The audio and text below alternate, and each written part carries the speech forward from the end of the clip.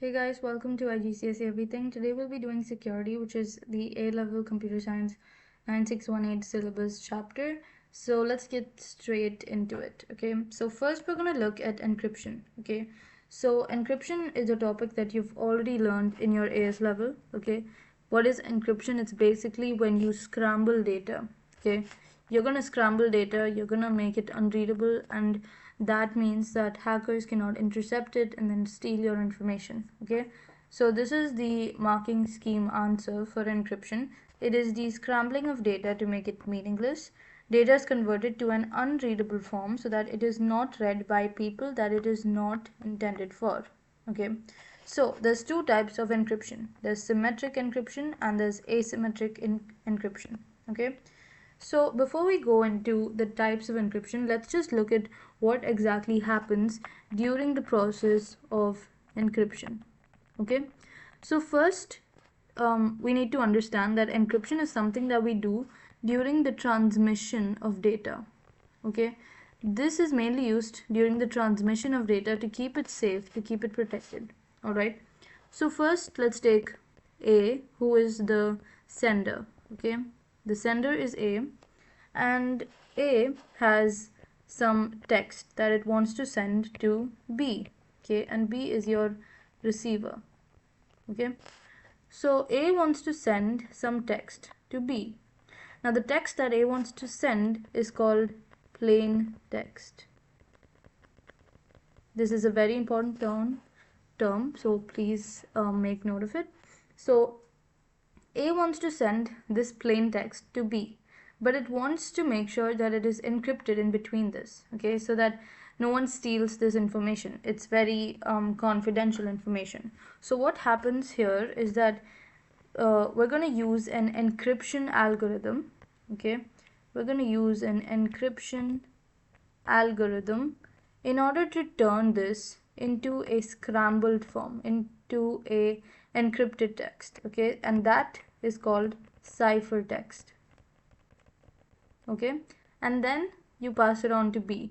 So now during this transmission process, since the plain text is turned into the ciphertext, if a hacker comes in between this, okay, if there is a hacker who's trying to intercept this data and they get a hold of this ciphertext, okay, but there's no use. Why? Because this is scrambled data. So if A sent ABC to B, when it was turned into the ciphertext because of the encryption algorithm, it might have turned into something else like 5WJ, okay.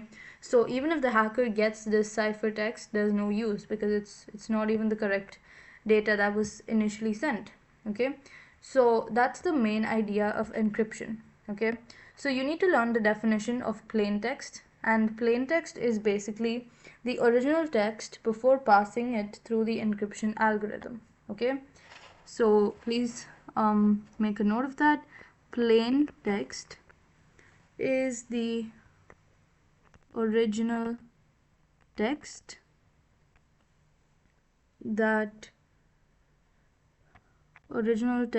before passing through the encryption algorithm, okay. So that is the definition for plain text from the marking scheme, so please make a note of this. And then you also need to learn about the definition of ciphertext. So ciphertext is defined as the outcome produced when plain text is passed through the encryption algorithm, okay. So plain text is the original text before passing through the encryption algorithm, and ciphertext is the outcome produced when plain text is passed through the encryption algorithm, okay. Now let's go back to our first slide where we said that there's two types, right? There's number one, symmetric key encryption, and number two, asymmetric key encryption. So let's look into the first type, which is symmetric key encryption, okay. So what basically happens here is that let's take the same two examples, A and B. So we learned in AS level that we need a key to encrypt data, right? So what happens in symmetric encryption is that when A turns the plain text, okay, the plain text into ciphertext, okay, which again has to be turned back to plain text here, right? So what happens in between this? A has plain text, and then you're going to encrypt that for it to become ciphertext, and then when you decrypt it, it becomes plain text again, which is read by B. And in between both of these, there should be a key, okay, there should be a key involved which helps to encrypt and decrypt this data. What happens in symmetric key encryption is that it is the encryption in which the same key is used for encryption and decryption, okay? The same key is used for both. Now, how do you choose if it's a private or a public key? It's going to be a public key because both A and B are aware about this key. Public keys are when everyone knows about what the key is. But private key is when only one person knows about the key. Okay, so we're going to use a public key to both encrypt and decrypt data. So now there's a key distribution problem, which is that there are security issues when sending public key to recipient, plus the risk that hackers or eavesdroppers intercept the key. Okay, so since the same key is being used to both encrypt and decrypt data, there is a high risk of hackers intercepting it and finding out this key and then getting a hold of the plain text. Okay, now moving on to asymmetric key encryption. It is encryption in which public key is used for encryption and private key is used for decryption. It provides better security by using two keys. Okay, so let's take our A and B example again. A and B. Now the thing about A and B is that A will have its own public key. Okay, so public key of A, and A will also have its own private key. Okay, similarly there is a public B and private key for B. Okay, so what happens is, in order to encrypt data, we're going to use the public key. Okay, like mentioned here. So if A wants to send data to B, you're gonna first use, let me write this down. So if A wants to send it to B, A will use B's public key to encrypt data. Okay, so A is going to use the public key of B in order to encrypt the data, and then when it reaches B, B is going to have its own private key, which, remember, I said that private keys can only be accessed by the same person. So only B is going to have access to the private key. Okay, so the public keys are accessed by everyone, which is why A used the public key for B to encrypt the data, and then when it reaches B, B is going to use its own private key to decrypt the data. Okay, now in the similar way, if B wants to send data to A, okay, if B wants to send data to A, what's going to happen? The same thing is going to happen, where B is going to use the public key of A to encrypt the data, and then it's going to take, and then when it reaches A, it's going to take the private key of A in order to decrypt the data. Okay, so all you need to remember is that you need to use the public key for encryption and you need the private key for decryption.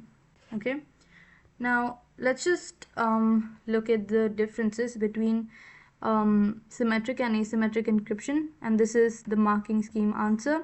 Okay, let's just go through it quickly. Symmetric key encryption, same key is used for encryption and decryption. Key is shared, higher risk. It's a simple process, but it's carried out quickly. Okay, length of key is shorter. Two keys, one for encryption and one for decryption. The one for encryption is public and the decryption one is private. It's more secure, there's lesser risk, more complex and takes more time, and longer length of key. Okay, so these are the main differences between these two, and this comes for 4 marks. So you will need to take 2 points from here and 2 points from here to get all those marks. Okay, now please practice past paper questions. Now these answers from the marking scheme are what usually comes up, okay, in the marking scheme. But sometimes some papers might have different points, so please go through it on your own as well, okay. Now we're done with asymmetric and symmetric encryption. So now let's move on to protocols, okay. So in protocols, we have SSL and TLS. Okay, so SSL is secure socket layer and TLS is transport layer security. So first we're going to look at SSL, okay, and it's an encryption based protocol which uses HTTPS or padlocks. So here's everything you need to know about SSL. Okay, so it's an encryption based yeah. It's an encryption based protocol. It uses HTTPS or padlocks, okay? So padlocks is basically like on your on Google Chrome in the URL place, you've probably seen something that looks like this. Okay, that's your padlock. It basically shows that it's a secure website. The functions of SSL: privacy, authentication. And how is the authentication done? It's using digital signatures, which we'll look into next, data compression, and integrity checks. To establish SSL, you need a digital certificate which contains a digital signature, okay? And we just talked about this in this authentication part, okay? Now the applications: online banking, shopping, and instant messaging. So that's it about SSL. Okay, in TLS, transport layer security, there's more security and it's modern. Okay, it provides encryption, authentication, data integrity, and everything we said previously for SSL, but in a more effective way. It's more there's more security and privacy involved in TLS. Okay, now there's two layers for TLS. Two layers. The first layer is the record layer, and secondly we have handshake. Now let's look into these in a little bit more depth. So the records can be used with or without encryption, and handshake can be used where the handshake basically authenticates each other, the sender and the receiver, and it uses an encryption algorithm. Okay, so for record, this is what you need to know, and handshake is a bit more of an important topic. So let's look at this separately.